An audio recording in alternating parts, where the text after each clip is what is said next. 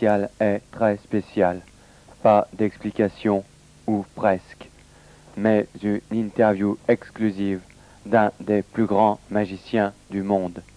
Si vous êtes magicien débutant, ou même confirmé, ou un ancien, installez-vous confortablement et envolez-vous avec notre invité.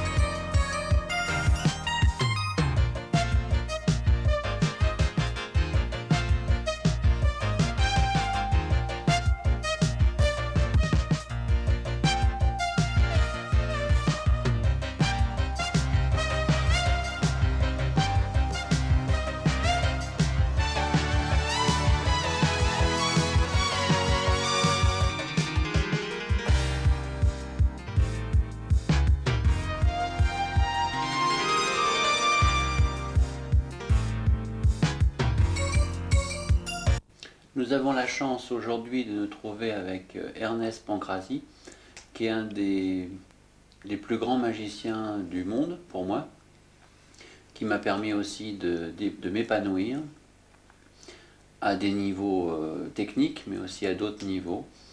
M'a donné un peu plus d'humilité. Vous aurez l'occasion de voir que M. Pancrazi est quelqu'un qui est très effacé, mais je pense que pour tous ceux qui ne connaissent pas M. Pancrazi, ça va être quelque chose de très important, qui nous parle un petit peu de ses débuts et de toutes les personnes qu'il a pu côtoyer de très près.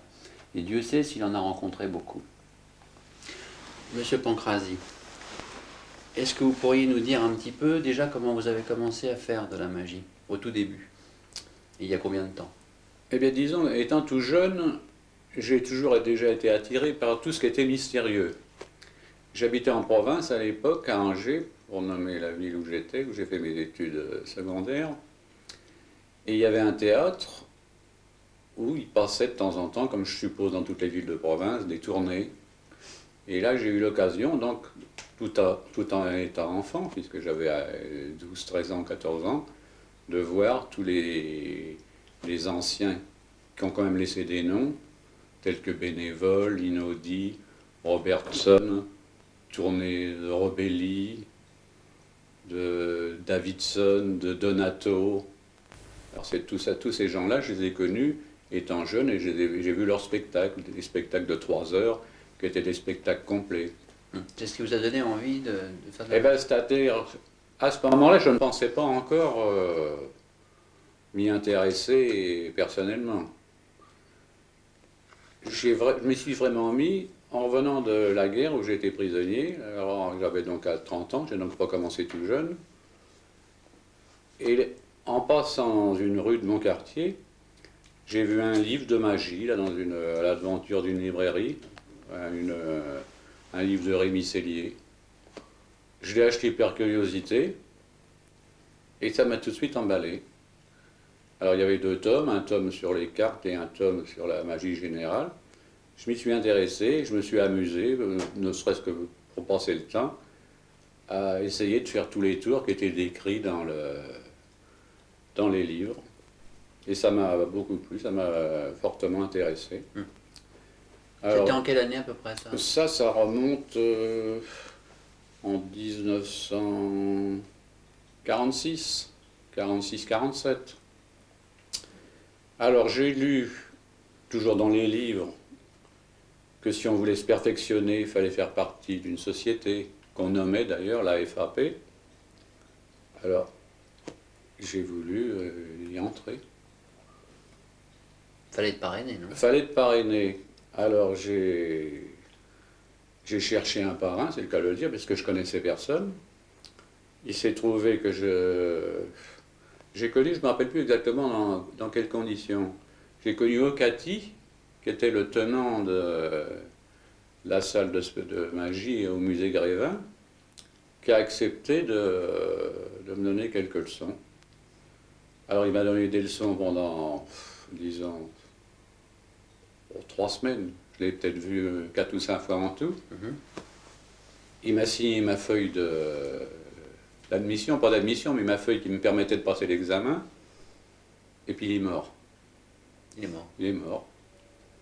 Alors si bien que je me suis retrouvé là, sans professeur, à quelques semaines de mon examen, sans plus aucun, sans conseil aucun. Alors j'ai été passé quand même mon examen là, à 163 Faubourg Saint-Honoré, devant une assemblée de vieux, il faut bien dire, de vieux personnes assez âgées, que je ne connaissais pas. Mais enfin, je me suis rendu compte après, par la suite, il y avait le docteur d'Hôtel, il y avait Géotéros, puis des gens qui ont disparu maintenant, hein. Le Bedel, ça vous dit rien, tous ces noms-là, vous dit rien. Bon, pas les précédents, oui, mais le Bedel... Voilà, peu importe. Alors si bien, comme j'étais très peu préparé pour cet examen, j'ai été ajourné à 3 mois. On m'a prié de revenir 3 mois après. Et le docteur d'Hôtel, à ce moment-là, ne m'a pas laissé tomber. Il m'a dit, vous auriez intérêt à prendre des leçons. J'ai quelqu'un de très bien, vous auriez intérêt à prendre des leçons avec un nommé Hubman.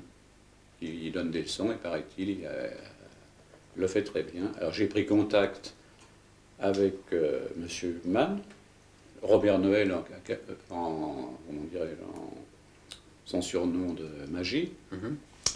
Et avec lui, j'ai pris des leçons pendant 2 ou 3 mois. Alors lui m'a un peu appris tout. Il m'a appris la manipulation de cartes, de tomates, de pièces, de boules, enfin, magie générale. Si bien j'ai pu passer mon examen avec succès et entrer à la FAP. Vous êtes rentré par quoi? Vous vous souvenez des choses que vous avez montrées? Ah oui, oui, j'ai fait un tour de tomate et un tour de boule. Oui, alors le tour de tomate, c'était... Il y en a qu'un qui l'est présenté à ce moment-là, c'était Resvani. Alors, donc tous ceux qui avaient vu Resvani connaissaient le tour, donc moi, ils ont été contents de ma prestation.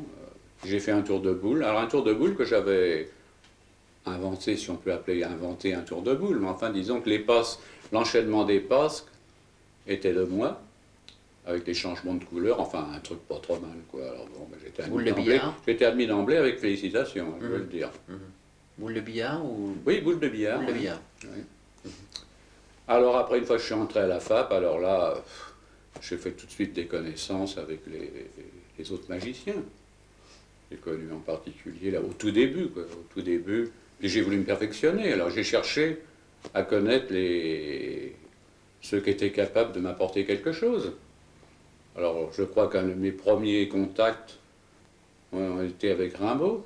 Rimbaud, j'ai connu à ce moment-là aussi Edernac,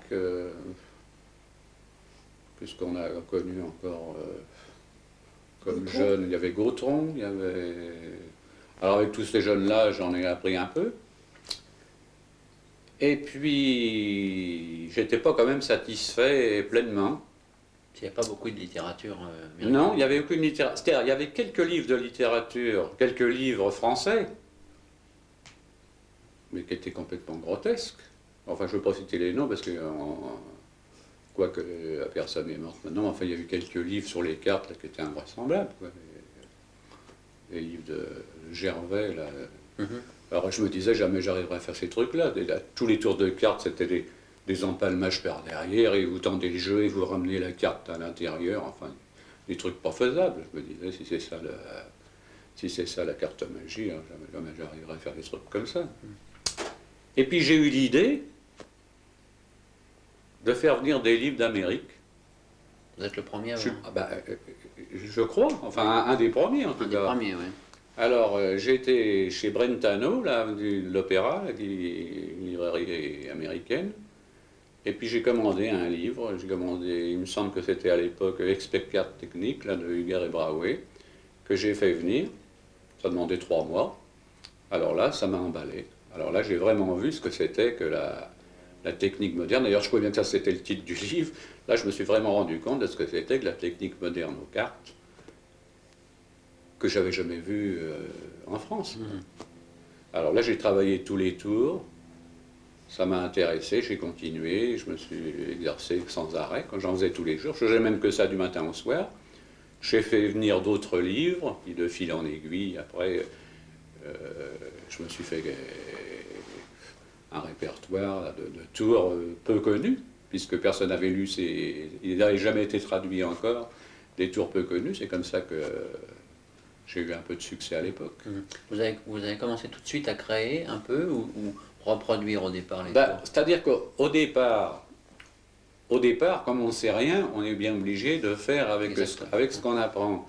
Et après, on se rend compte que de la façon dont les tours sont faits, ou les passes, ou l'enchaînement du tour, ne convient pas forcément à votre personnalité. Alors disons que presque tous les tours que j'ai appris, je les ai changés, quoi. Je les ai adaptés à ma manière. Oui.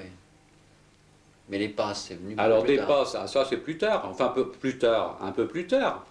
J'en ai perfectionné beaucoup, j'en ai inventé quelques-unes.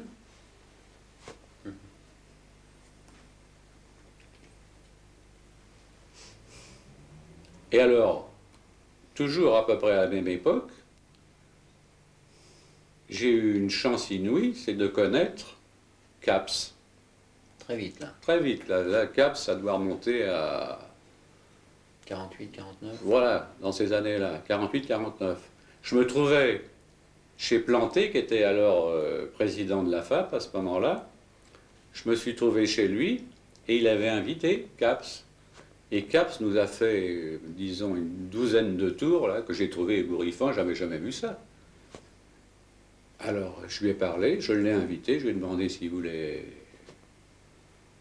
venir chez moi quoi, pour parler un peu. Il a accepté. Et il m'a montré tout ce que j'ai... Non seulement montré, mais expliqué tout ce qu'il savait, parce que je l'ai fréquenté comme ça pendant environ 6 mois. Il passait au Lido tous les soirs, et puis dans l'après-midi ou à midi, il venait dîner avec sa femme, et puis il me montrait tout ce que j'avais envie. Et je peux dire qu'il m'a pour ainsi dire montré tout ce qu'il connaissait à l'époque. Oui, sans restriction. Sans restriction aucune. Gentil, puis en tout, hein, et pas seulement les cartes, parce qu'il faisait tout, les cartes, cigarettes, cordes coupées, des tours avec tout. Et tout à la perfection. Dès l'époque, il faisait déjà tout. Ah oui, il faisait tout. Et tout bien. Et comme homme, comment il était? Ah ben quand même, à l'époque, il était excessivement gentil, aimable, beau garçon, galant avec les dames, enfin le type qui était vraiment parfait. J'ai eu l'occasion de voir son numéro, peut-être même avant de le fréquenter. J'ai vu son numéro à Bobino. Je dois dire que rien que son entrée sur scène là, m'avait laissé pantois d'admiration. C'est celui qui vous a le plus Ah, impressionné. c'est celui qui m'a le plus impressionné de tous les magiciens que j'ai connus. Ça, Et Rezvani, vous en avez parlé un petit peu au début. Ah ben Rezvani, c'est autre chose. Alors Rezvani, donc je l'ai connu à la FAP. Alors lui, c'était un cas tout à fait particulier. Rezvani, d'abord c'était un oriental, c'était un Iranien. Il faisait figure un peu de sorcier d'ailleurs. C'est pas pour rien que son premier livre s'appelait La magie du sorcier. Il faisait figure un peu de sorcier, même auprès des autres magiciens. Parce que ses spécialités étaient bien qu'il était manipulateur, il était capable de manipuler très bien les cartes, mais il amenait toujours un côté de mentalisme dans ses tours. Alors il ne faisait jamais preuve d'adresse, bien qu'il était adroit, il n'en faisait jamais état. Il touchait peu au jeu, quand il faisait des tours de cartes, il touchait peu au jeu, il donnait le jeu en main, fait, je ne regarde pas. Tous ses tours étaient un peu basés plutôt sur le mystère, quoi. Lui, c'était plus le mystère que l'adresse, quoi. Il cherchait plus à être mystérieux, c'est le cas de lire, qu'adroit. Alors il avait un succès monstre. Il a épaté d'abord tous les gens de la FAP pendant des années, avec des tours, je ne sais pas où il les a pris, je crois que, parce qu'il a toujours prétendu qu'il ne connaissait pas l'anglais. Enfin là, je le soupçonne de m'avoir menti un peu, parce que je ne vois pas où il aurait appris là, Oui, les vraies techniques, les vraies choses. les techniques qu'il connaissait, il n'a pas pu les apprendre ailleurs que dans des bouquins anglais. Mhm. Alors, il avait, comment dire, à cette époque-là,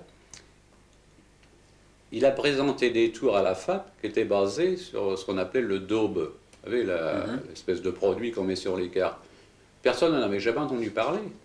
Alors il a épaté tous les magiciens avec ça, il les a laissés mijoter pendant au moins 1 an avant de l'expliquer. Alors évidemment, quand on ne connaît pas... Alors il s'était fait quand même une figure... Il était habillé traditionnel. Ah ben quand il faisait son numéro, alors là, remarquez, il s'habillait comme ça, c'est quand il faisait son numéro de tomate, justement, en particulier. Alors là, évidemment, il avait un numéro impeccable. Il avait 2 numéros impeccables de scène, c'est son numéro de tomate et son numéro des billes d'ivoire. Mhm. Alors là, c'était formidable. Là, il y en a d'autres, j'en ai vu d'autres après qui l'ont pas copié, mais enfin, qui ont fait quelque chose d'analogue, ça n'avait rien de commun. Hein. Là, c'était vraiment impeccable. Quoi. Enfin, on peut dire que c'était des tours à lui, quoi. C'était vraiment bien. Alors, au demeurant, Rezvani, c'était un homme charmant, gentil, lui aussi, très galant avec les dames. Ça vous paraît important? Agréable à fréquenter. Ah oui, oui. Vous êtes galant avec les dames? Ben oui, parce que comme moi j'étais toujours avec ma femme, alors on aime avoir affaire à quelqu'un d'agréable. Quoi. Alors il est très agréable. Alors je le voyais souvent, lui je le voyais tous les 8 jours. Tous les 8 jours, j'allais chez lui. J'allais plus souvent chez lui que lui chez moi. Il était veuf.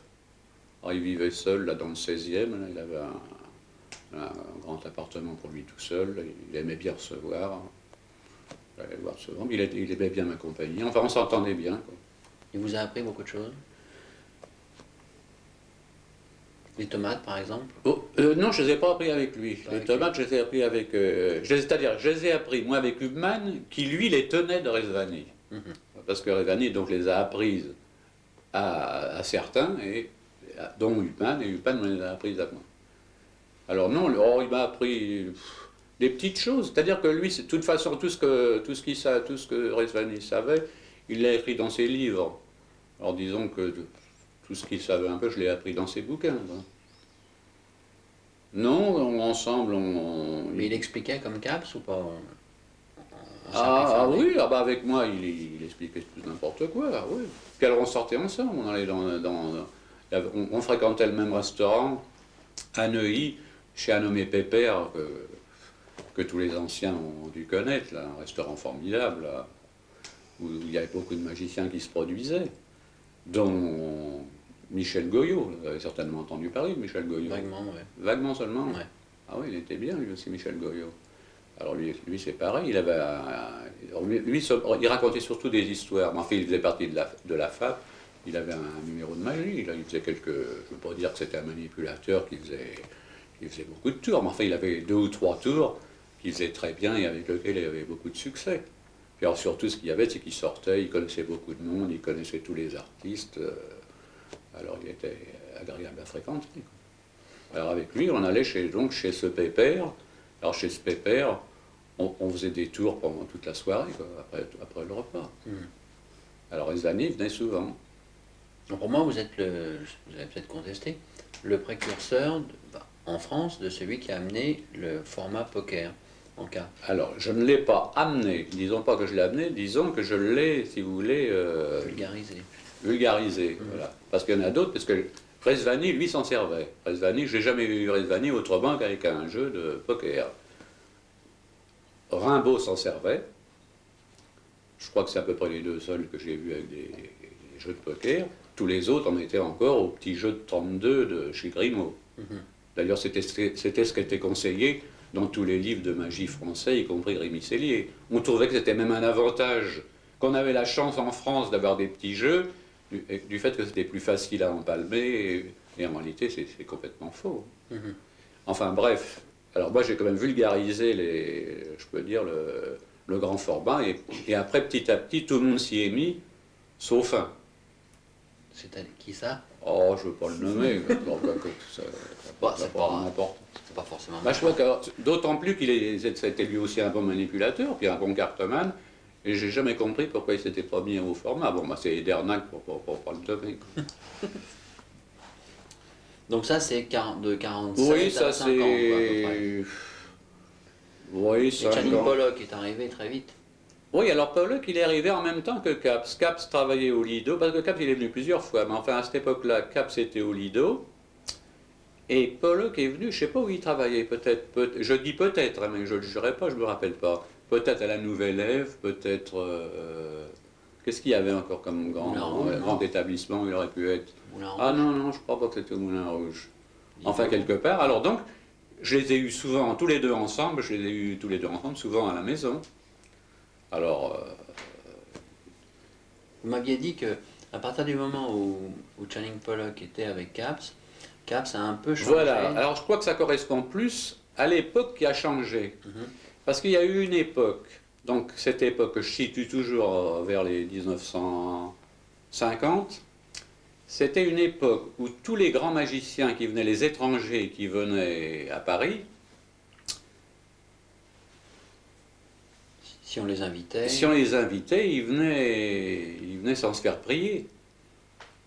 Alors, Il n'y avait pas de secte, de caste, de non, choses c'est comme ça. Puis, alors, ils venaient volontiers, ils amenaient leurs femmes d'ailleurs, ils étaient heureux de venir passer une soirée en prenant un bon repas, quoi, si vous voulez. Mhm. Alors c'est comme ça que tous les étrangers qui sont venus à l'époque, et il en est venu beaucoup, j'ai tous eu chez moi, des fois même tous ensemble. Je me rappelle une fois, on a eu un dîner là où on avait Caps, on avait le montreur de perruches, le dresseur de perruches, là, Codel, pour un numéro de perruche là, invraisemblable. On avait en même temps Glenn Pop, on avait Cartier comme de juste, et on avait... Amsled, déjà. Ah non, Hemsley, je ne l'ai jamais connu, moi, Vous l'avez Hemsley. jamais connu. Je l'ai connu, je ne l'ai jamais fréquenté. Je l'ai connu, c'est-à-dire que je l'ai vu opérer sur scène, mais je ne l'ai jamais fréquenté, lui. Qu'est-ce qu'il y avait? Non, c'est tout. Alors, par C'est contre... pas mal. Oui. Alors, tout ça, c'est des gens que j'ai eus chez moi souvent. Alors, Cartier m'a été d'un grand secours, là, pour connaître les artistes, parce que comme Cartier les fréquentait, lui, du fait qu'il était déjà pas d'origine américaine, mais enfin qu'il était franco-américain, et qu'il était artiste, donc lui, il les connaissait tous. Alors dès qu'un étranger venait, Et vous l'amenez. je lui disais amène-le-moi, et il me l'amenait. Cartier, Kate Clark. Voilà, Cartier, qui s'appelait à ce moment-là Kate Clark. Et c'est lui qui m'a amené justement beaucoup d'artistes. Et alors, toujours la même chose, il y avait un état d'esprit qui régnait à ce moment-là, qui est complètement différent de celui qui existe maintenant, c'est que les artistes de l'époque, même des grands artistes, j'entends les numéros internationaux, les types qui passaient au Lido, qui passaient à la Nouvelle Ève, qui passaient au Moulin Rouge, si on les invitait, là, ou même pour faire des petits galas, Il était bénévole. ils étaient bénévoles, si bien qu'ils n'hésitaient pas, comme on l'a vu, et ça me restera toujours, parce que je crois que c'est unique dans l'histoire de la magie, c'est unique, dans une salle de patronage, voir réunis les plus grands noms de la magie de l'époque, et par un fait du hasard, ils se trouvaient tous à Paris à ce moment-là, les plus grands noms, Dominique, Fred Caps, Glenn Pop, Dagbert, là, le calculateur belge, ah, puis j'en parle, là, je vais en oublier, enfin, c'est tout des vedettes. Un truc invraisemblable, quoi, ce que le hasard avait réuni. Et tout ça bénévolement, je crois, parce que c'était, comment s'appelle-t-il, celui qui avait fait ce spectacle, c'était l'ancien marchand de trucs, là, Guibert. Guibert, ouais. Voilà. Alors il avait réuni tout ce monde-là, ils s'étaient tous produits dans une salle de patronage, une petite salle, là. Vous avez connu Guibert aussi? Ah oui, je l'ai connu, je ne l'ai pas fréquenté, mais je l'ai connu. Alors, par contre, vous voyez, qui m'a épaté, et qui a épaté tous les magiciens, c'est Dominique. On disait qu'il a un numéro bidon, mais ça n'empêche pas qu'il ait un numéro formidable. son numéro de pickpocket, là. C'est pas sensationnel, si vous voulez, au point de vue technique, puisque c'est tout truqué, on le sait, c'est tout truqué, mais sa présentation, la présentation, le bagou, l'ensemble, là, ça faisait un numéro sensationnel. Vous avez beaucoup fréquenté Kate Clark. Ah, Kate Clark, lui, c'est complètement différent. Lui, quand il est arrivé à Paris, il connaissait plus personne. Avant la guerre, lui, il était à Paris. Quand la guerre a été déclarée, ou tout au moins un petit peu avant, il est parti en Amérique. Quand la guerre était finie, il est revenu. Et comme il ne connaissait pas, à ce moment-là, probablement grand monde, il a été voir le docteur d'Hôtel. Et je l'ai connu chez d'Hôtel. Et alors, il avait des choses à vendre. Il cherchait à vendre du matériel qu'il avait. Il cherchait à vendre. Alors je lui avais dit que j'étais intéressé, comme tous les débutants, hein, on aime bien acheter surtout des trucs qui appartiennent à des professionnels. Bien sûr. Alors je lui avais dit oui, je suis intéressé, si vous avez des trucs à vendre, là, vous pouvez me les montrer. Alors il m'avait invité chez lui, je crois qu'à ce moment-là, il habitait une chambre d'hôtel à l'époque, je ne me rappelle plus exactement où. Il m'avait montré quelques trucs, et je lui ai acheté quelques saloperies là, à l'époque, je ne me rappelle plus quoi, un seau à champagne pour faire une production chasse aux pièces, 2-3 bricoles, quoi. Et puis, comme l'individu me plaisait, je l'ai invité, et il a accepté. Et depuis ce jour-là, je peux dire qu'il venait chez moi environ, au moins une fois par semaine.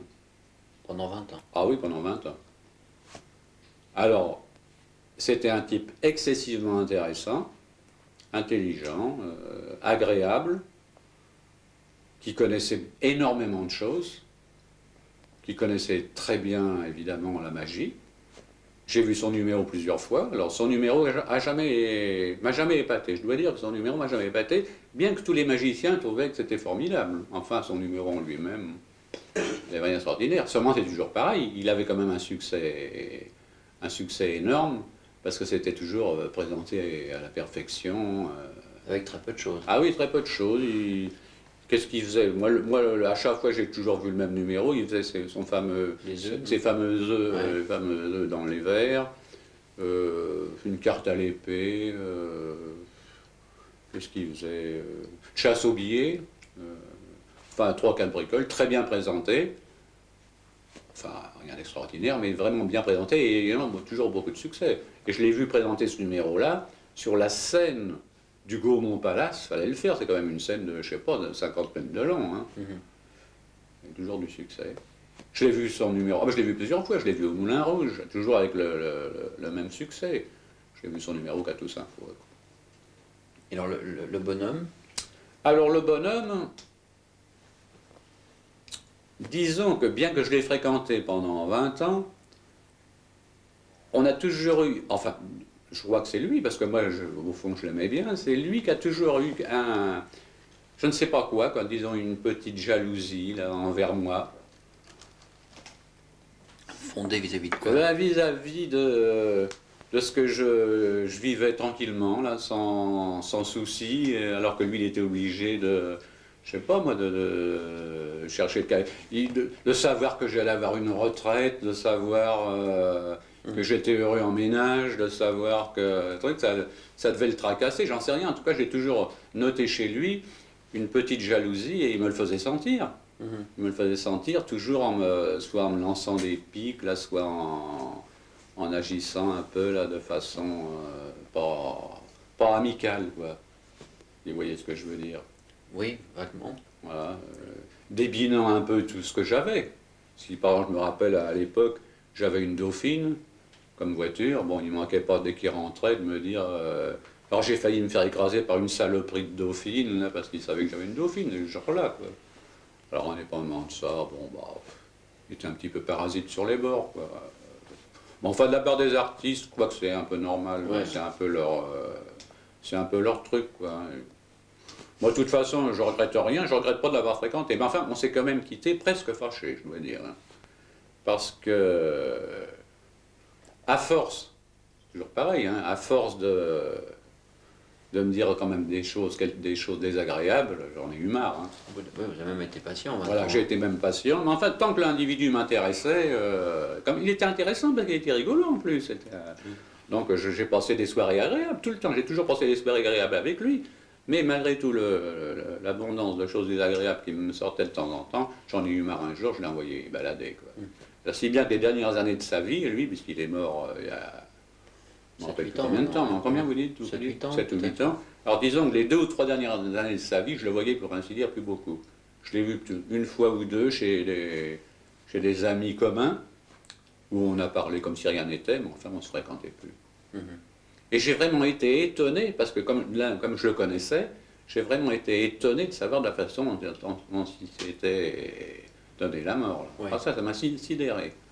Il se serait donné un coup de revolver, il se serait jeté par la fenêtre, même là. Mais de se pendre de la façon dont il a fait avec un fil de fer, je crois, j'aurais jamais cru ça de lui.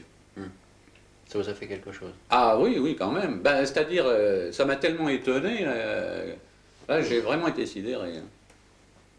Vous disiez qu'il connaissait beaucoup de choses sur plein de domaines.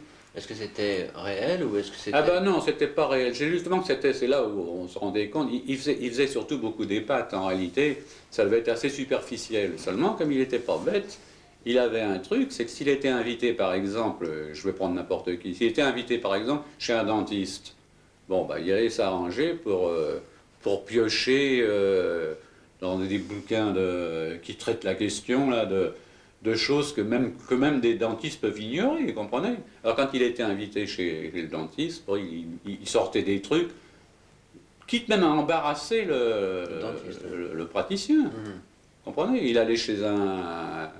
Je sais pas, même pour moi par exemple, alors que je sais qu'il n'était pas ni mathématicien ni rien du tout, il aurait voulu m'apprendre des choses. Alors il faisait ça avec tout le monde.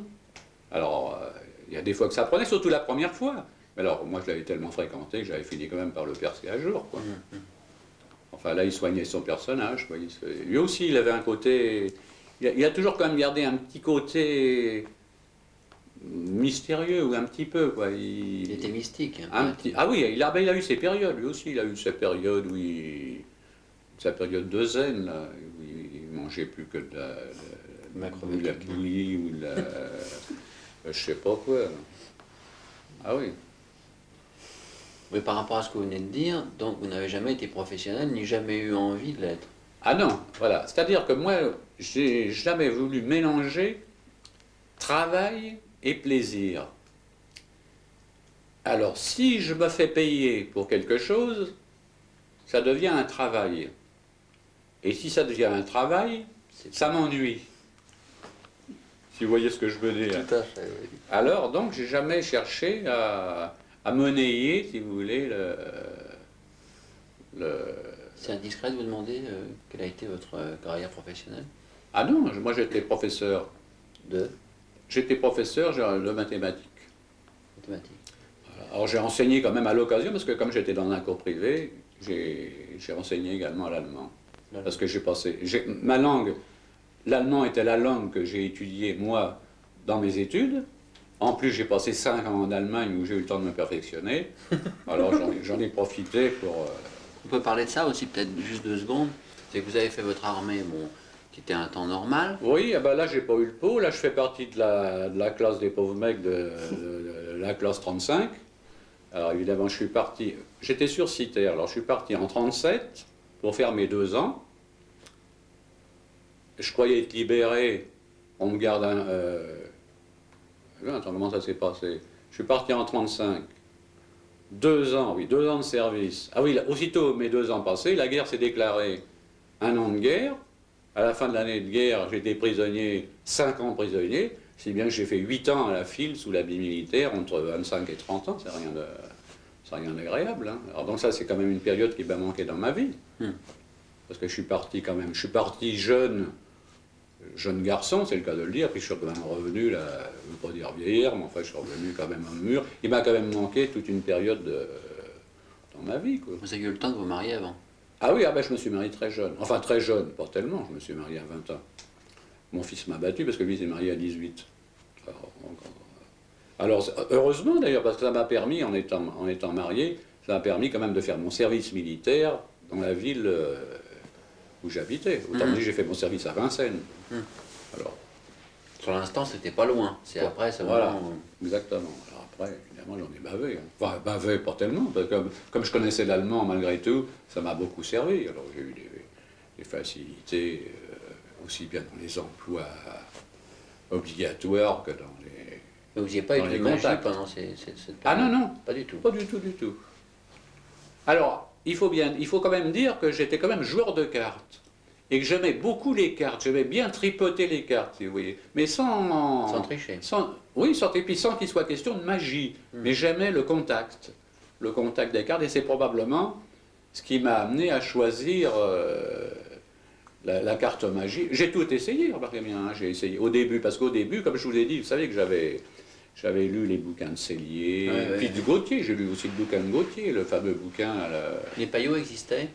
Ah bah oui, c'était de chez Payot, là, les Gautier. pas les Gautier, les Cellier. Les Cellier. Alors Gautier, lui, c'était encore avant. Alors Gautier, c'était difficile à se procurer, mais j'ai réussi à m'en procurer un. Ça m'a plutôt un peu déçu, remarquez le Gautier, parce qu'on en avait fait un tel plat, hein, du Gautier. Ouais, un peu déçu, enfin, peu importe. Alors j'ai donc appris dans ces livres-là pas mal de choses. Je ne sais plus pourquoi je dis ça, je ne me rappelle plus où je voulais en venir. Ah oui, j'ai tenté de tout. Alors j'ai fait des tours de pièces, des tours de cigarettes. Des tours de cigarettes, j'ai arrêté. Il fallait avaler de la cendre, se brûler. J'ai fait ça pendant un moment, puis j'ai abandonné. J'ai fait les boules. Alors là, j'avais un beau tour de boules. Mais j'ai abandonné parce que quand j'allais quelque part, il fallait mettre ça dans les poches. J'en ai plein les poches, ça se déformait les poches, là, etc. Alors j'ai abandonné les boules. J'avais mon tour de tomates que j'ai conservé pendant longtemps. J'avais... Alors, il y a une chose malgré tout qui a compté aussi dans mes... Comment je dirais... Dans pérégrination. Oui, pas dans mes inclinations, mais disons dans une des voies que j'ai choisies dans la magie. J'ai eu l'occasion de voir à un congrès un nommé Irlande, un Américain, faire un numéro de gobelet, quelque chose de sensationnel là, qui m'a laissé sidéré, quoi, c'est le cas de le dire. Et je n'ai eu de cesse de connaître ce numéro. Alors j'ai réussi, par hasard, à le trouver chez un ami du Midi, là, qui l'avait, qui me l'a prêté, et j'ai étudié ce numéro. Alors, il faut dire que je l'ai transformé, je n'ai pas voulu le copier textuellement, je l'ai transformé, mais disons que je m'en suis fortement inspiré. Et j'ai aimé les gobelets parce que je les ai vus faire par ce nommé Irlande. Numéro de gobelet avec des grosses boules. Des grosses boules, des grands gobelets et des grosses boules. C'est vraiment un numéro... Si je vous parlais de l'armée tout à l'heure, c'est que Valton, lui, s'est perfectionné. Voilà, alors Valton, le Valton, lui, je me suis laissé dire que lui, il s'y était mis justement pendant sa captivité. Alors évidemment, si je l'avais su à l'avance, moi aussi, j'aurais pu... Quoi, vous savez qu'on n'avait pas tellement de loisirs, hein, dans l'armée, en Allemagne. Moi, j'ai travaillé, par exemple, 2 ans dans des fermes, du 6h du matin à 8h du soir. Après, j'ai été puni, j'ai travaillé 6 mois dans une carrière. Après, j'ai travaillé dans une épicerie en gros, j'avais pas tellement de loisirs. Hein. Alors, enfin, j'aurais pu, si j'avais su, j'aurais pu, évidemment. Puis alors, il y avait autre chose qui aurait été intéressant, c'est si j'avais fait de la magie avant d'aller en Allemagne. Parce que si j'avais fait de la magie avant, donc j'aurais eu un numéro de magie, et j'aurais pu rester au camp, au théâtre, parce qu'il y avait un théâtre de prisonniers, un théâtre pour les prisonniers. Alors, tous les artistes, ils arrivaient à se planquer dans le théâtre. Alors là, peut-être que j'aurais peut-être essayé de suivre cette voie-là. Quoique rester 5 ans dans un camp, hein, pour le faire. Hein. Ouais. Vous avez été président de la FAP à quelle époque? Ah, alors, président de la FAP, c'est arrivé bizarrement, non. Donc, au début, quand je suis entré à la FAP, c'était le docteur Dautel qui était le président. Le congrès, il y a un congrès, quoi, était proche, le congrès de Paris, qui devait être dirigé par un nommé, que vous avez dû en entendre parler, Sanas. Oui. Et il y a eu, Sanas, il était aimé par les uns, pas aimé par les autres. Il y avait au sein de la FAP, il y avait des inimitiés, il y avait des jalousies, il y avait des histoires, quoi, disons. Heureusement que ça comme il y a n'existe plus. comme il y a partout.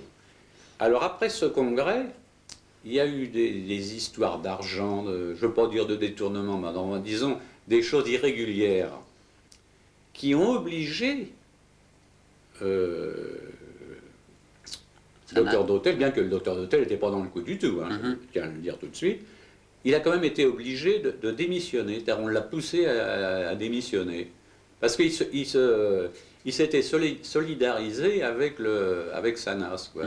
Et alors, comme je vous dis, il y a eu des histoires, je ne sais pas exactement ce qui s'est passé, parce que moi à ce moment-là, je débutais, quoi, je ne savais pas ce qui se passait, puis ça ne m'intéressait pas. Enfin, je sais que le docteur d'hôtel a quand même été obligé de démissionner, obligé, pas une obligation absolue, mais enfin une obligation morale de partir. Et il a été remplacé, à ce moment-là, par Planté. À la même époque, moi j'ai fait connaissance, presque tout de suite, je venais d'entrer à la FAB, j'ai fait la connaissance du trésorier en titre de l'époque qui était Albert. Et comme Albert, et lui aussi était dans les histoires, là, je suis contre toi, t'es pas avec moi, etc., il a voulu démissionner de son poste de trésorier. Mais il voulait laisser sa place à quelqu'un de sérieux. Il ne voulait pas laisser sa place de trésorier à n'importe qui. Parce que tous les trésoriers qu'il y avait avant lui sont partis avec la caisse.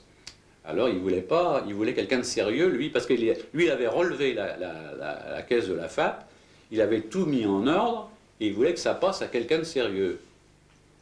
Je lui ai plu. Il m'a dit, c'est lui que je veux, comme trésorier. Et il a essayé de m'imposer comme trésorier à la FAP. Au début, ça a fait tiquer pas mal de gens, Planté y compris d'ailleurs, parce que je venais d'arriver, hein, enfin, bref, 6 mois après, j'étais trésorier. Alors, trésorier, ça avait un avantage énorme, c'est que ça vous permettait de connaître tous les magiciens, aussi bien les Français que les étrangers qui étaient inscrits à la FAP. Et non seulement ça vous permettait de les connaître, mais vous étiez en rapport écrit avec eux, vous échangiez les lettres, parce que le trésorier à cette époque-là, il faisait tout. Le secrétaire faisait rien, le trésorier faisait tout le boulot, il n'y a que lui qui faisait quelque chose. Alors donc je faisais tout. Alors j'ai été trésorier pendant 2 ans, je ne me rappelle plus, regarde plus de 2 ans. C'est là que j'ai quand même connu tous les magiciens, puis j'ai fait tout le boulot, tout le boulot. Et puis Planté, qui s'était mis professionnel à la retraite, parce que c'était je crois, un directeur de banque, s'était mis professionnel à 58 ans, il s'est mis professionnel, et il avait d'ailleurs fort bien réussi, tout en n'étant pas censé être un crack, là, il avait une bonne prestance, c'était un homme du monde, il avait réussi à avoir une filière dans les galas, vous savez, les galas des sociétés, comme il connaissait beaucoup de monde, ancien banquier. Alors il faisait tous les galas à Noël, il avait des galas tous les jours. Il a gagné une fortune avec ces galas. Il n'hésitait pas d'ailleurs lui aussi à faire des numéros dans un cirque, à faire des numéros pour les enfants, même des numéros de close-up. Il n'hésitait pas, n'importe quoi qu'on lui demandait, il le faisait. Alors c'était plus ou moins, mais enfin il le faisait. Bon alors bref. Un beau jour, Planté, quand il a amassé sa petite fortune, qu'il a pu s'acheter sa maison, il en a eu marre, puis lui aussi, il avait une maladie de cœur, il a voulu arrêter. La place de président s'est trouvée vacante. Alors, panique dans le Conseil de l'Ordre, qui est-ce qu'on va mettre comme président? Alors, pas celui-là parce que ceci, pas celui-là parce que cela. Alors, il y en a qui ont pensé à moi. Ah oui, parce qu'il fallait qu'il réunisse certaines conditions. Alors, ce que je vais vous dire, ça va vous paraître ridicule, mais à l'époque, c'était pas ridicule.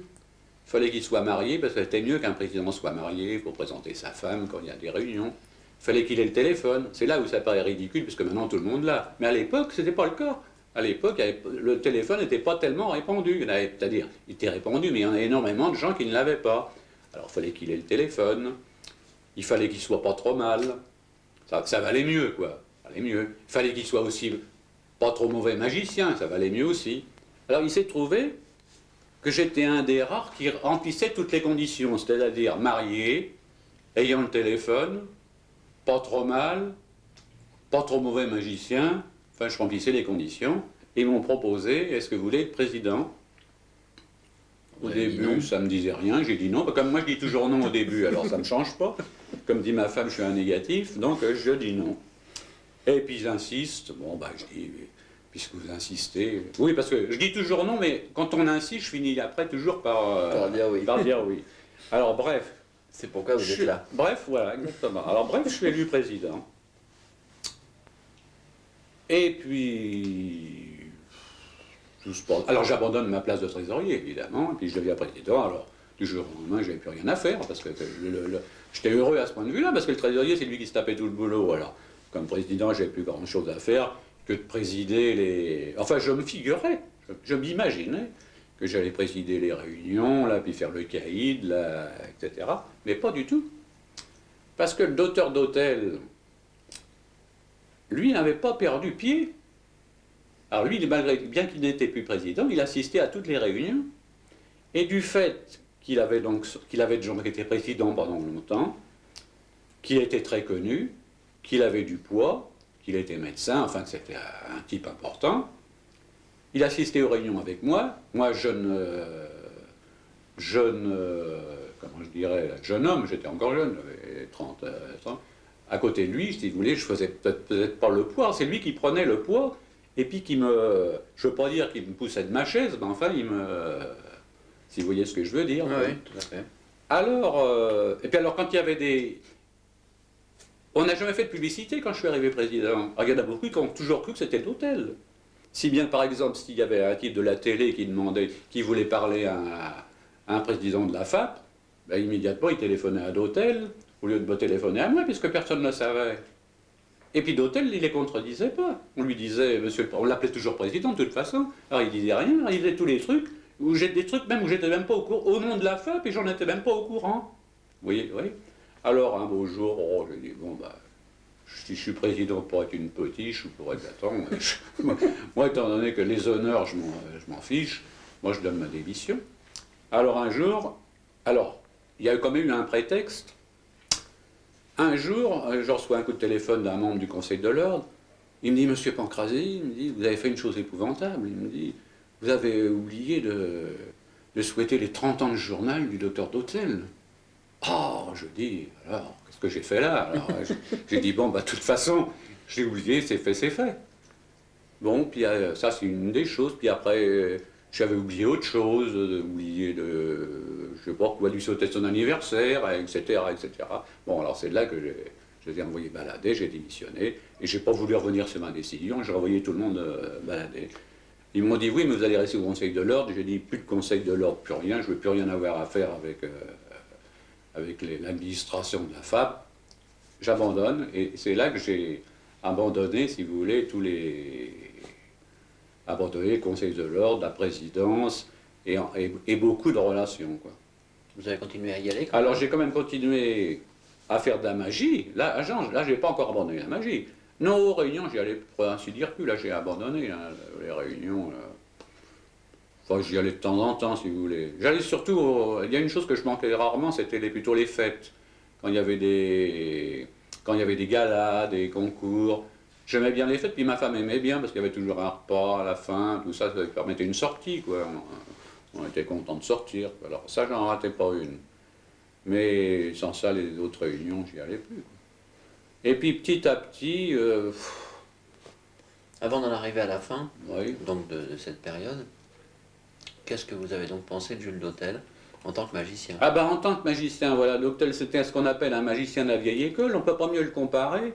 Robert Houdin, là, lui, il a eu son époque là, avant l'autre guerre, bien avant l'autre guerre. Docteur d'Hôtel, lui, c'était un magicien, ce qu'on peut appeler un magicien de salon. Ça n'a jamais été un manipulateur, c'est-à-dire qu'il a jamais été, si vous voulez, adroit, là, j'ai jamais d'ailleurs vu faire de manipulation. Alors, on l'a toujours vu opérer dans de mauvaises conditions, parce que tous ceux, comme il tenait le journal, le docteur d'Hôtel, il tenait le journal, et à chaque fois dans le journal, il voulait expliquer un tour. Alors, il demandait des tours à tous les membres. Alors, tous les membres lui envoyaient des tours, soit des tours qu'ils avaient inventés. Alors, vous savez ce que c'est? Des tours qu'inventent les magiciens la plupart du temps, hein. Une boîte en carton, vous mettez une ficelle. Alors le docteur d'Hôtel, il choisissait un de ces tours qu'il recevait, là mettant qu'il en recevait 50, il en choisissait un, il l'essayait chez lui, vous voyez si ça fonctionnait, puis si ça fonctionnait qu'il le trouvait pas mal, il le montrait à la réunion suivante. Et comme c'est des tours qu'il n'avait pas travaillé, Puis des tours qui n'étaient pas merveilleux en général, des petits tours, vous savez, bah, la plupart du temps, ça foirait, quoi. Alors, vous ne voyez pas les tours des magiciens. Mais par contre, lui, je l'ai vu opérer dans des salons, là.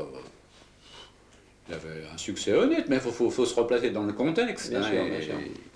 Avec les gens devant lesquels il travaillait.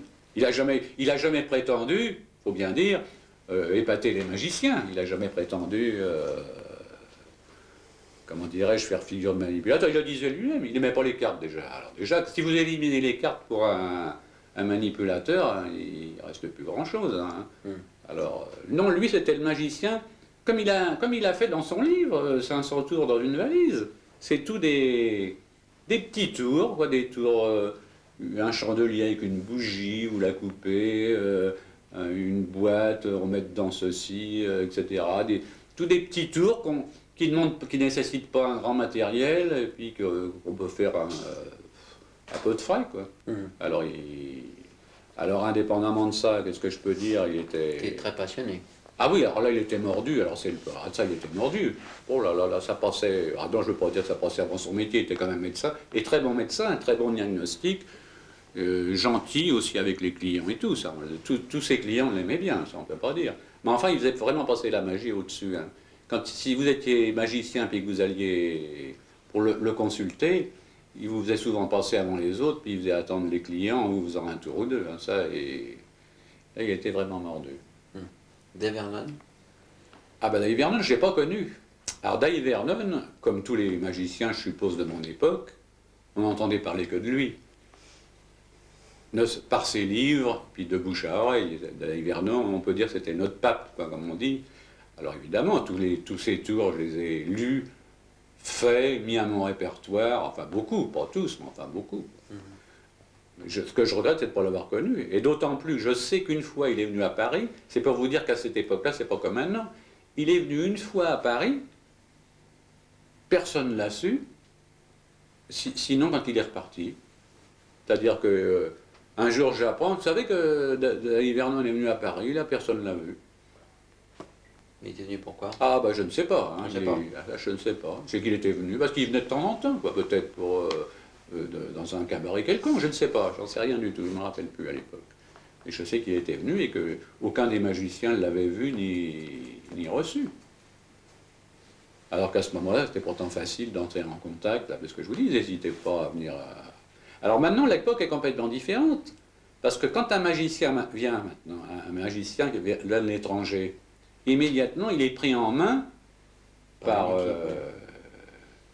quelqu'un. Il est pris en main par quelqu'un, et ce quelqu'un empêche les autres de le voir. Étant donné que ce quelqu'un veut d'une part, mais je trouve que c'est très bien, je ne critique pas, ce quelqu'un le prend sous sa coupe, lui organise un gala ou une conférence, et chacun y trouve son compte. Seulement l'ensemble, par contre, du public, ou celui qui veut fréquenter l'équipe, il ne peut pas le voir. Donc la fin de la présidence de la FAP, pour revenir à ce qu'on disait tout à l'heure, c'est quelle année à peu près? 58. 58. Oui, 58. 58. Oui, à 2 ans près, avant 60, quoi, disons 58, 57, 58. Vous aviez beaucoup publié de tours pendant cette période dans le journal? Ah, bah c'est-à-dire, voilà, je peux dire que pendant tout le temps que j'ai été à la FAP, pendant une période, mettons, sur 8 ou 10 ans, quoi, j'ai décrit un tour dans chaque journal, comme il paraissait tous les deux mois. J'ai dû en faire paraître, je ne veux pas dire d'idiotie, mais je ne me rappelle plus non plus, peut-être une cinquantaine, et tous des bons tours. Hein, parce que je choisissais les bons, évidemment. Alors des tours, certains étaient personnels, d'autres étaient des tours... De toute façon, ça n'a jamais été des tours, comment dirais-je, copiés sur quelqu'un. Ça a toujours été des tours... Si je ne les avais pas créés, de toute façon, c'était des tours arrangés. Vous allez me dire, là, je suis prétentieux en disant qu'ils étaient mieux que les originaux. Mais enfin, je veux dire, ils étaient quand même, à mon avis, c'était quand même des améliorations. À mon avis, hein, mais je peux me tromper. Hein. Alors ça, j'ai beaucoup écrit là-dessus. Alors c'est peut-être aussi pour ça, parce qu'on m'a souvent demandé pourquoi je n'écrivais pas un livre, etc. Alors, il est possible, bien que je n'ai jamais été attiré hein, pour écrire un livre. Alors disons quand même qu'une des raisons, du fait que j'avais décrit presque tous mes tours, vous savez, dans les journaux, ça m'embêtait de les reprendre pour les mettre dans un livre, quoi.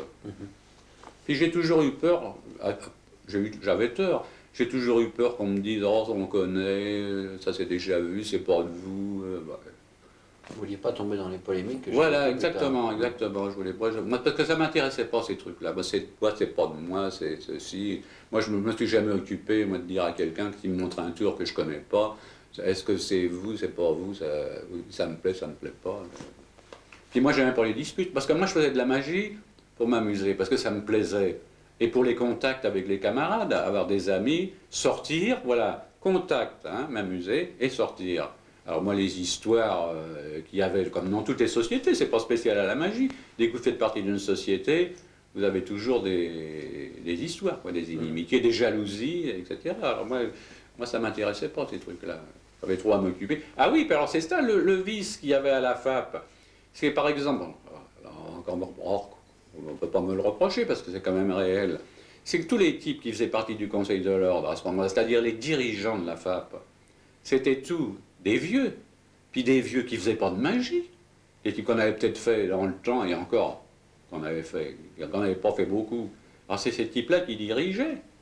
Alors ces types-là, c'était pas rigolo, quoi. Et puis ils connaissaient pas grand-chose. Et dans les concours, c'est eux qui jugeaient, c'est eux qui mettaient les prix, c'est eux qui critiquaient. Alors c'est pour ça que les concours, les concours Magicus, j'y ai assisté en tant que membre du jury, c'était ridicule. Hein, les distributions de prix et tout, là, c'était ridicule. Ah bah oui, un tel venait de Belgique, il fallait lui donner un prix parce qu'il s'était déplacé, un autre, il fallait lui donner un prix parce que sans ça, il n'aurait pas été content, qu'il aurait fait du foin. Oh, c'est de la vraie rigolade. Hein. Alors j'espère que maintenant, c'est plus comme ça. Oh bah, on le souhaite. Et encore. Alors j'ai assisté, évidemment, toujours à l'époque, aux congrès internationaux.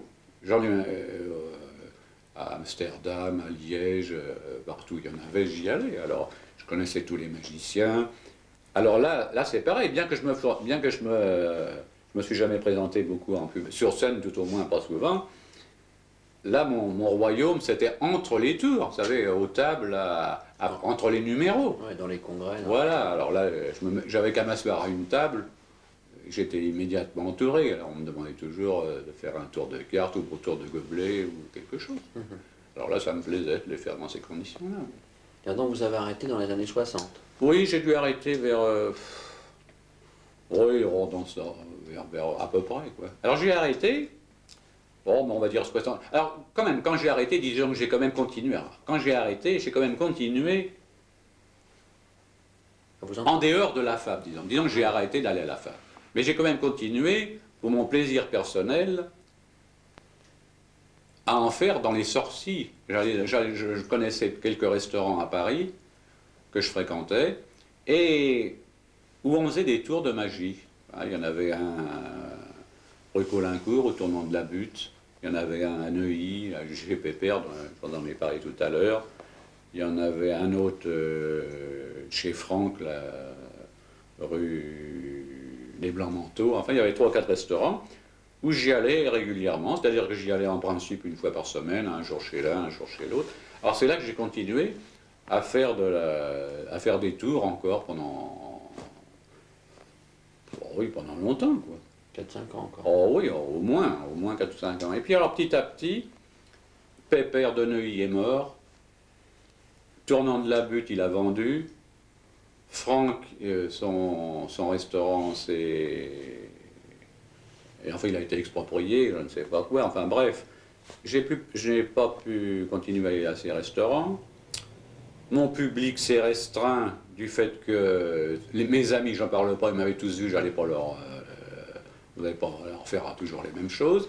Alors si bien que je me suis trouvé sans public, que petit à petit je me suis désintéressé de la question et puis que j'ai cherché une autre voie. Alors comme j'ai cherché autre chose, j'ai fait de la photo, j'ai fait pendant 3-4 ans, j'ai fait du tir pendant 3-4 ans, et je me suis toujours intéressé aux problèmes, tout le monde m'en donnait. Alors, je cherchais des problèmes, j'ai fait Du tir, vous avez fait à un certain niveau. Ah oui, du tir. Ah oui, j'ai fait du tir pendant 4 ans, j'étais arrivé à faire de bonnes performances. J'ai jamais été un champion, parce que c'est toujours pareil, il faut s'y prendre jeune pour être champion, pour être animé. Puis alors moi, de toute façon, j'ai jamais cherché à faire de la compétition. Alors, je ne me suis jamais inscrit à des concours, mais enfin, d'après mes performances, je voyais que j'aurais pu aller dans un concours, puis faire quelque chose de pas trop mal. Pas le premier, c'est sûr, mais enfin, dans les pas mauvais, quoi. Enfin, je n'ai pas continué. Et puis alors, j'avais quand même vraiment abandonné la magie, mais alors, tout en l'abandonnant, il y en a un que j'ai toujours fréquenté, je vous ai dit que c'était... Voilà, je vous ai dit que j'avais connu Albert en tant que trésorier, et j'ai également connu son fils, donc qui habitait chez son père. Et j'ai continué à fréquenter le fils, que je voyais une fois par semaine. Ça me faisait une sortie, là, tous les jeudis, j'allais le voir. Et l'intérêt que ça avait, en dehors que Marc Albert était un charmant garçon, il recevait beaucoup de magiciens. Les magiciens, disons, avaient table ouverte chez les Albert, c'est-à-dire qu'on passait là, vers Sébastopol, on montait, puis on venait le voir, on s'asseyait, on discutait entre soi. Là, voilà. Alors c'est là que j'ai connu, que j'ai vu aussi beaucoup d'autres magiciens. On faisait des tours tout l'après-midi, alors là j'en ai vu des tas aussi. Et puis un jour, il m'a dit, tiens, je reçois un nommé du Vivier qui doit venir montrer ce qu'il sait faire. C'est un jeune qui est en train de sortir. Est-ce que vous voulez le voir? Ah bah, je lui dis avec plaisir. Alors c'est comme ça que je vous ai connu. Donc je vous ai vu opérer. Et j'avoue que vous m'avez fait, vous aussi, une révélation, un peu comme j'ai eu avec Caps, si vous voulez. Caps, j'étais débutant avec Caps. Il m'avait sidéré, il m'avait révélé quelque chose que j'ignorais. Après, donc, j'ai fait, moi-même, je me suis perfectionné, je suis arrivé à un niveau assez élevé, et j'ai abandonné. Quand je vous ai vu, j'ai retrouvé quelque chose de nouveau, si vous voulez, donc ça m'a redonné encore Un élan. Un élan. Bah, c'est dommage. Non, alors, ce que je dois dire, c'est que c'est la magie qui m'a apporté les meilleures années de ma vie. C'est là où vraiment, j'ai passé vraiment des années agréables, ne serait-ce que par les amis qu'on connaît. Ah oui, parce que quand je faisais de la magie, je ne fréquentais que des magiciens.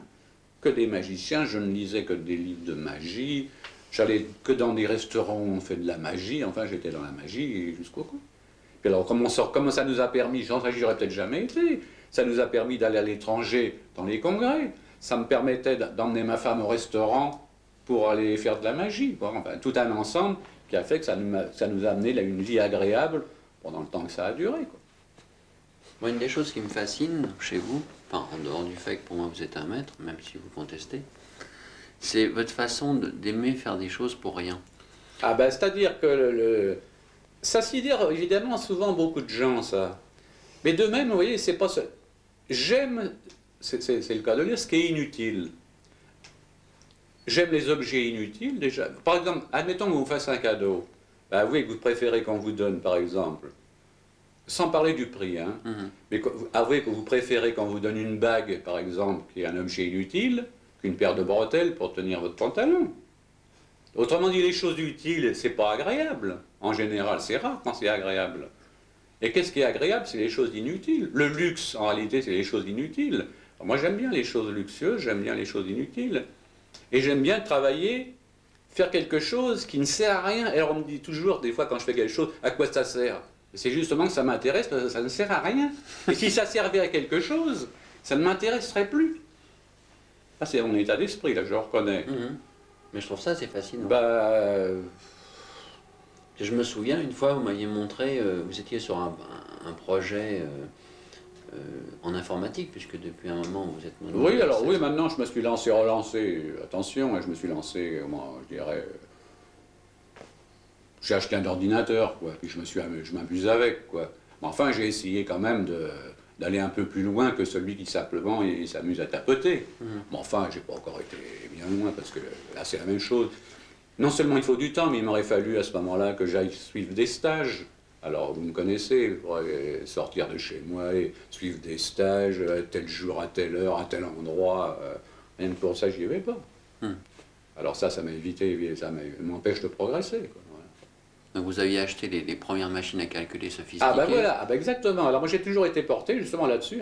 Exactement, j'ai dépensé et quand je dis une fortune, c'est une fortune en machine à calculer. Ça fait rigoler les gens parce que quand ils voient que les machines à calculer, ça coûte 10 francs, ça coûte 20 francs. Moi j'ai acheté des simples machines à calculer à plus de 5000 francs. Par exemple, les premiers rivets de Packard qui sont sortis, là, que j'ai achetés. Avec un microfilm. Oui, exactement. Ben, il y en avait une, la H65, je me rappellerai encore, je l'ai payé en ancien francs 550 000 francs. Et aussitôt que je l'ai eu acheté, elle a été périmée, on est sorti une autre à 320 000 francs, que j'ai racheté aussi sec, évidemment, elle était meilleure. J'achète celle à 320 000, 2 ans après, il en sort une encore meilleure que j'ai rachetée aussi, ainsi de suite. Alors j'ai acheté toutes les rivets de Packard qui sont sorties les unes après les autres. Alors j'avoue que ça m'a passionné, ça, les machines à calculer. Et vous enviez des trucs du genre, Ah bah oui, résoudre des problèmes de billard. exactement, exactement. Alors ça m'a énormément servi, ça, parce que là c'est pareil, je les étudiais à fond. Là, les machines à calculer, je leur ai donné tout ce qu'elles pouvaient donner, si vous voulez. Mais toujours pour mon amusement, jamais tellement pour... sauf des fois pour mes comptes. Alors je peux dire là que ça m'était utile, mais dans la majorité des cas, c'était toujours pour des problèmes récréatifs, là, pour m'amuser. Vous levez à 3 h du matin. Voilà, ah bah ça c'est mon... Moi, de toute façon, je suis un... Comment dirais-je, je suis un lève-tôt. Alors j'ai eu une période... Maintenant je me lève assez tard, parce que maintenant je me lève rarement après 5 heures. Mais il y était une époque où je me levais de bonne heure, je l'appelle de bonne heure, c'est-à-dire que je me levais à 3 heures, tous les matins. Alors de 3 heures à midi, on peut en faire du boulot, là, sans arrêt, là, je suis attablé, là j'arrête pas. Là, devant mon ordinateur. Actuellement, actuellement mon truc c'est l'ordinateur. Bon, bah, c'est tous les jours, de 5 h du matin à midi, tous les jours, tous les jours, tous les jours. Et après-midi, qu'est-ce qu'il y a? Ah bah après-midi, je sors, je regarde la télé. Bon, bah, je peux Mais le travail, c'est le matin. Ah, le travail, le matin, j'ai jamais travaillé. Je peux pas travailler l'après-midi, je peux pas. Alors le matin, par contre, je suis en forme, mais l'après-midi, il faut rien me demander. Puis le soir, encore moins. Alors, ce que je voulais dire tout à l'heure, c'est par exemple, vous faites un problème de billard qui va vous prendre 1000 heures. Oui. Et puis vous l'écrivez, alors comme vous avez une façon d'écrire, c'est-à-dire sur une page. Exactement. Où moi je mettrais 20 lignes, vous en mettez 1000. Oui. Vous écrivez vraiment très petit, puis une fois que tout est bien prêt, vous déchirez. déchirez. Je déchire, je le fais changer. Ouais, parce que vous êtes content, c'est fini. Exactement. Comme un mot croisé par moi. Ah oui, je suis drôlement. Maintenant, je fais énormément de mots croisés. Alors là, c'est pareil. Modestie mise à part, je dois avouer que je suis pas mauvais. Ah bah oui, c'est la question de mots croisés. Ça m'est jamais arrivé encore une seule fois. Quand je dis mots croisés, c'est des mots croisés difficiles. C'est pas les mots croisés de François ou des trucs comme ça. Des mots croisés difficiles. Ça m'est jamais arrivé de pas en finir un. Si j'en commence un, je le finis. Alors il y en a des fois que je mets du temps. Évidemment, il y a certains mots croisés qui me demandent des fois 3 ou 4 heures. Ben j'hésite pas. Tant que je ne l'ai pas fini, je suis dessus. Je l'abandonne que quand il est terminé. Alors j'ai cette passion-là, passion des mots croisés. Les puzzles à une époque? Oui, alors j'ai eu une période aussi de puzzle. Je ne sais pas pourquoi. Là, je me suis dit, si, tiens, c'est Marc Albert qui m'a encore initié à ce truc-là. Un jour, il me montre un tableau de Presti, là, comment ça s'appelle, un tableau connu, là, les gobelets, là. Il me dit, j'ai fait avec des puzzles. J'ai fait, plutôt, c'est un puzzle. Ah, ben, je lui ai dit, tiens, ça m'intéresse. Alors, j'en ai acheté un, puis ça m'a plu, puis j'en ai racheté un deuxième, un troisième. J'en ai acheté une vingtaine, coup sur coup. Pendant un an, j'ai fait que des puzzles du matin au soir. Tout mon plan, je sais pas que je laisse ça partir, parce qu'il faut avoir de la place. Alors, j'étais à plat ventre, là, à faire des puzzles. Ça m'a duré 1 an ou 2, puis j'ai abandonné. Je ne peux pas faire ça toute ma vie, quand même. Alors après, j'ai cherché autre chose. Il y a une question que vous aimeriez que je vous pose ou quelque chose que vous aimeriez dire? Bah, c'est vrai, il y en a certainement des tas, mais ça ne me vient pas à l'idée, quoi. Parce qu'évidemment, je suis bien obligé de le dire, c'est ce que mon père m'a toujours dit. Il m'a dit, vous êtes jeune, profitez-en. Parce qu'il m'a dit, après, quand vous vieillissez, ben, moi c'est mon cas, maintenant je suis quand même plus très jeune, on perd la mémoire. C'est surtout la question de mémoire qui est tragique. Alors on perd beaucoup... On est en 87, là pour l'instant, en novembre. Vous avez quel âge, si c'est pas indiscret? Ah, c'est pas indiscret du tout, je suis né en 15, j'ai 72 ans. 72 ans. Si un jeune magicien regarde ce qu'on vient de faire un jour, qui débute, qu'est-ce que vous pourriez lui dire? Pour l'aider ou... Bah, pour l'aider, c'est difficile parce que je voudrais d'abord savoir pour quelle raison lui aussi fait la magie. Parce que comme vous dites, au départ on a une idée. Par exemple, je me rappelle l'autre, c'est quoi, c'est la semaine dernière, il y a un mois, on a vu Sanvert, lui il a dit j'aimais ce qui est caché. Moi je vous ai dit j'aimais ce qui est mystérieux. Il y en a un autre qui dit moi je m'en fais parce que je veux gagner de l'argent. Un autre il va vous dire, je sais pas moi, chacun, il faut déjà que je sache quels sont ses motifs, pourquoi est-ce qu'il en fait. Alors, partant de là, on peut donner des conseils. Bah déjà, je reconnais que j'ai eu tort. Bah oui, là je dois dire que j'ai drôlement eu tort. Quand j'étais président, heureusement que ça n'a pas duré longtemps, comme ça j'en ai pas ennuyé à beaucoup, tous ceux qui venaient me voir et puis qui me demandaient des conseils pour être professionnel, toujours je les ai dissuadés. Parce que tous. Et au fond, c'est ce que je dis, je le regrette, parce qu'il y en a qui ne m'ont pas écouté, heureusement pour eux, puis qui sont on a quand même vécu. Mais je me rappelle très bien, encore un, je veux pas dire son nom, je sais qu'il existe toujours. Il est venu me voir, il m'a dit, je viens me demander des conseils, je voudrais être professionnel. Je lui ai dit, vous avez un métier? Oui, il m'avait dit, je fais ceci. Ben, je lui ai dit, retournez à votre métier, puis abandonnez. Voilà. Moi, c'est les conseils que je donnais, quoi, si vous voulez. Et pourquoi être négatif comme ça? Ben, parce que je pense, et la magie en particulier, je pense que qu'en magie, plus que... Bon, c'est pas spécial à la magie, c'est valable pour tous les arts, si vous voulez, où on est bon, où on est mauvais. C'est-à-dire, où vous êtes bon, et alors vous avez des satisfactions. C'est-à-dire, des satisfactions, on peut en avoir même si on est mauvais, si on ne le sait pas, évidemment. Mais enfin, disons que celui qui a de l'ambition, où il faut être très bon. Le magicien, moi je peux... Où vous êtes très bon, je dis c'est un bon magicien, ou s'il n'est pas très bon, mais il est mauvais. On ne dit pas il est pas mauvais, il est assez bon, non, il est mauvais. Ou il est très bon, ou il est mauvais, quoi. Comme un chanteur, ou un bon chanteur, si c'est pas une vedette. Ah oui, par moi, en plus, aussi bien moi que ma femme, nous on a le culte des vedettes. Vous savez, nous on aime les beaux garçons, beaux, intelligents, grands, enfin, on aime les beaux, qui ont du succès, on aime les vedettes, quoi. Le culte, ce qu'on appelle le culte du vedettariat, nous on aime les vedettes. Et les autres, ça me dit rien, quoi. Puis on aime les jeunes. Ah oui, je reconnais aussi autre chose dont on n'a pas parlé. Les artistes, pour moi, il faut être jeune, quoi. Les artistes, dès qu'ils arrivent à un certain âge, qu'ils soient un peu vieux, je trouve que ça fait pitié, quoi. Ça m'intéresse plus, quoi.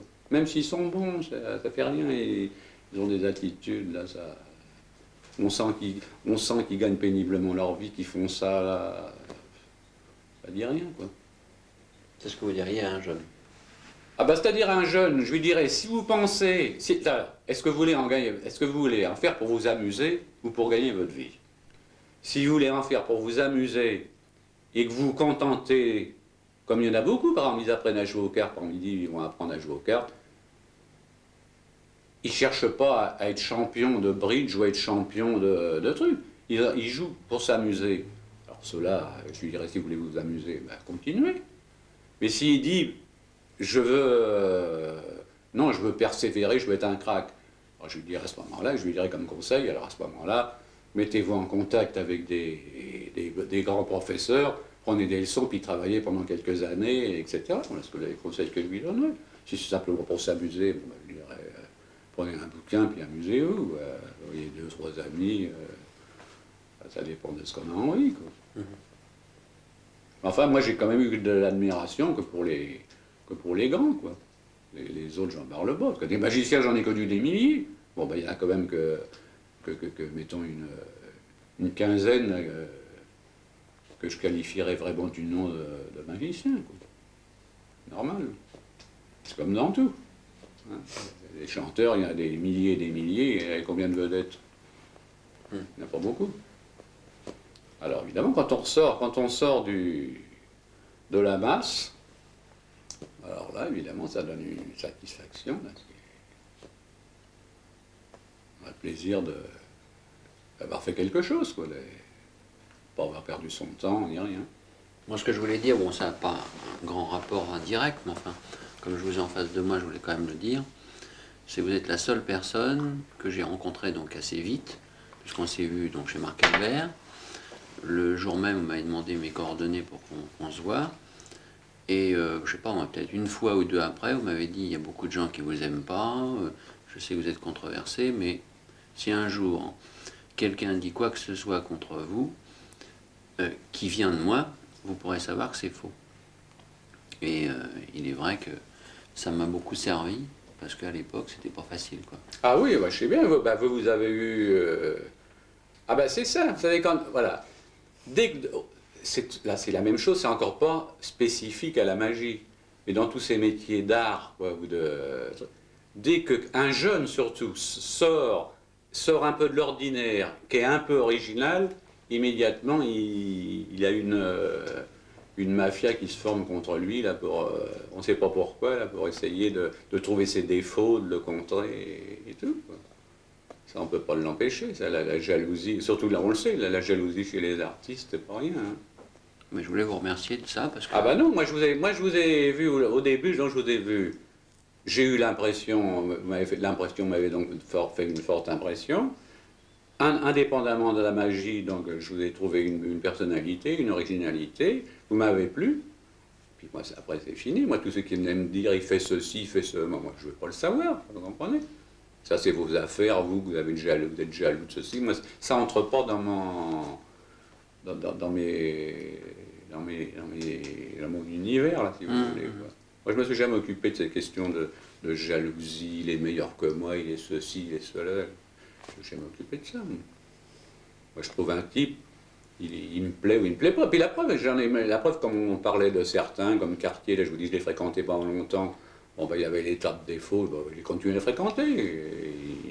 Il me plaisait, et je continue à le fréquenter, quoi. Évidemment, ça ne m'empêche pas de faire un jugement, mais j'ai quand même jamais dit. Ce que j'ai dit sur lui, de toute façon, c'était des choses réelles.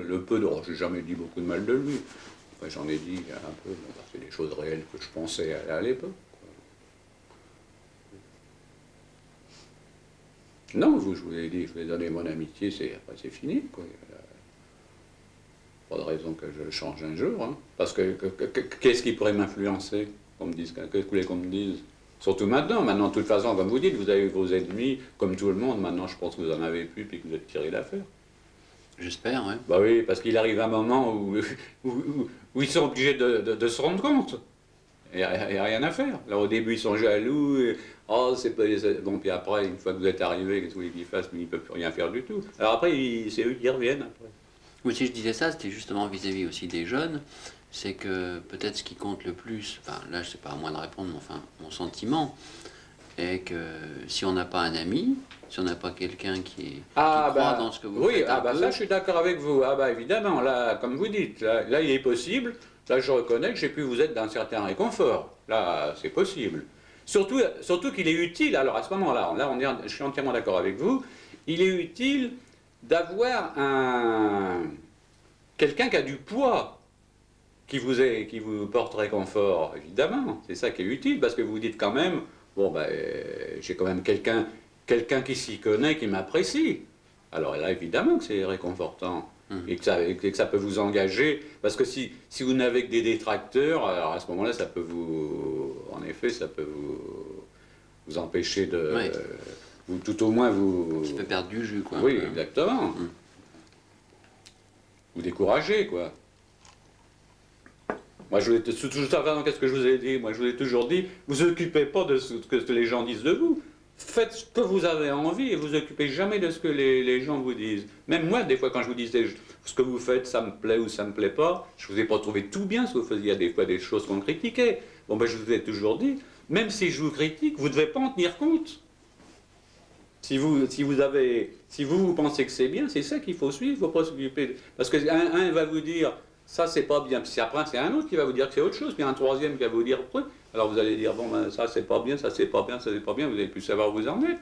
Tandis que si vous ne vous occupez pas, vous allez sur votre lancée. C'est comme dans les autres, comme les peintres, les autres artistes, ils écoutent les uns et les autres, ils ne feraient jamais rien. Surtout vous qui êtes un créateur. Vous êtes quand même un créateur. Parce que moi, j'avoue que, bien que j'ai inventé aussi des choses, mais moi, je ne me place pas comme un créateur. Vous savez, je ne crois pas que j'ai l'esprit créateur. Hein. Alors, donc, moi, je ne me place pas. Mais vous, qu'en êtes un, certainement, eh bien, quand on est créateur, on ne doit pas s'occuper de l'opinion des autres, quoi. Vous ne travaillez pas pour les autres. C'est vous, c'est votre esprit qui travaille, c'est vous qui devez aller où vous avez envie, où vous êtes poussé par votre esprit, justement, créateur. Si vous écoutez les uns et les autres, c'est fini. Vous n'avez plus cet esprit créateur. Évidemment. Vous l'avez plus puisque vous allez écouter les autres. Alors, c'est plus de la création. Vous allez faire ce qu'ils vous demandent. Mal. Alors quand vous faites quelque chose, bon ben ça plaît, si ça plaît tant mieux, si ça plaît pas, tant pis. À ce moment-là, ça plaît pas, ben, vous créez autre chose. Si vous voulez que ça plaise, parce que vous, malgré tout, il y a quand même quelque chose qui joue, c'est que vous, malgré tout, vous voulez en vivre. Je comprends ça très bien, et même que je trouve que c'est bien. Mais alors, à ce moment-là, ça vous permet d'aller de chercher autre chose, de chercher dans une autre direction, quoi. Ben, je vous remercie beaucoup. Ah, bah, pas toi, mais enfin, j'ai dû. Alors, puisqu'on en est à la fin, Oui. je suis certain que j'ai raconté pas mal de bêtises. Et que j'ai oublié aussi pas mal de choses, certainement peut-être intéressantes que j'ai pas dites, pour parler de choses qui sont inintéressantes. Ben, ça, c'est votre sentiment. Enfin, comme je vous l'avais dit avant qu'on enregistre, moi, je pense qu'il y a beaucoup de gens qui ne vous connaissent pas, mais qui ont entendu parler de vous. Et comme vous êtes une des dernières personnes qui reste vivante, qui a connu tous ces gens et qui était à un très très haut niveau, je pense que c'est un document très important. Bon, je sais que vous vous en fichez, mais Non, oh, non, je m'en fiche, je suis comme tout le monde, on est évidemment. Je peux pas dire que je m'en fiche complètement, mais enfin, disons que ça me tracasse pas. De même que ça m'était complètement indifférent de ne pas laisser, de rien laisser pour la postérité. J'ai pas le... comme vous savez qu'en magie, je ne veux pas vous l'apprendre, on travaille que d'une façon empirique par rapport à des choses existantes, bah, ça serait quand même dommage qu'il reste rien de vous, vu que vous avez fait partie quand même des gens les plus importants. Oui, ben, oui, là, je dois reconnaître qu'il y a que ceux qui m'ont vu qui peuvent en retenir quelque chose. Ça, c'est certain. Ou ceux qui vont quand même, ceux quand même. Alors, disons quand même que tout ce que j'ai, il y a quand même beaucoup de choses que j'ai laissées dans le journal de la Prestige. Voilà. Vous me disiez tout à l'heure, avant qu'on enregistre, qu'il y a pas mal de passes que vous n'avez jamais expliquées. Oui, non. Bon, vous m'avez montré, plus ou moins, mais enfin bon, il y en a quelques-unes qui ont dû être perdues, certainement. Oui, mais enfin, ça n'a pas grande importance. Bah, Oh, ça n'a pas grande importance parce que il y en a tellement et tellement des postes, par exemple, qui ont été faites, puis qui ne servent à rien en particulier, pour parler comme on parlait tout à l'heure, là, ça sert ou ça ne sert pas. Oui. Puis, ça se trouve, il y a beaucoup de postes que j'ai inventés, que j'ai inventés, et puis comme je ne les ai jamais montrés, qui ont été réinventés après moi. Alors je les montrerai maintenant, on me dirait, ça a déjà été fait, voilà ce qu'on me répondrait.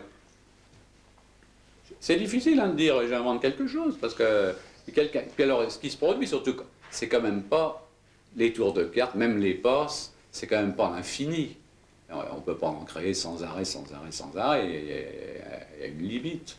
vous croyez? Ah bah oui, quand même, il y a quand même une limite, quoi. C'est pas... Moi, je pense qu'il y a une limite pour soi-même, mais je pense pas qu'il y ait de limite. Oh, si, quand même, quoi. Puis alors, alors disons qu'il y a des périodes de stagnation, quoi, si vous voulez. Vous savez, justement, c'est ce que j'ai vu. Il y a des périodes, comme les chanteurs. Vous savez, il y a des périodes, des tubes comme les tubes. Vous savez, ça sort, là, les tubes, tant que ça peut. Puis après, pendant 10 ans, il n'en sort plus un seul. Puis après, pof, ça ressort. Bon, ben, les trucs, là, c'est la même chose.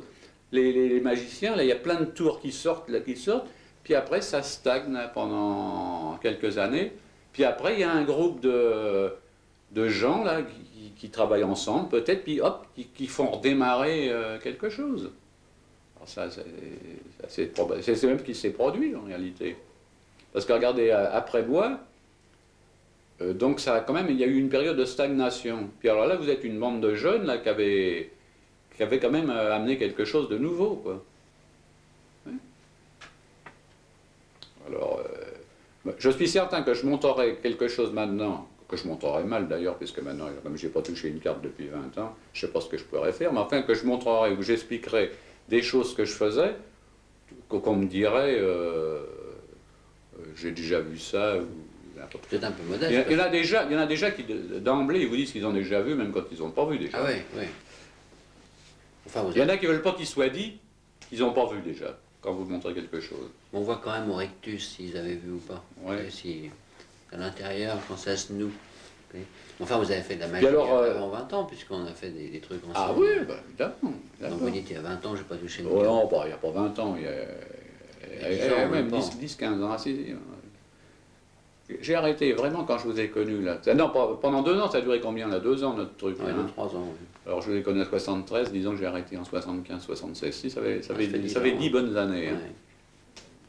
10 bonnes années. Ben, je vous remercie beaucoup, M. Pancrazi. Pourquoi Bah si, il y a de quoi. tout le plaisir a été pour moi, Merci. selon la formule consacrée.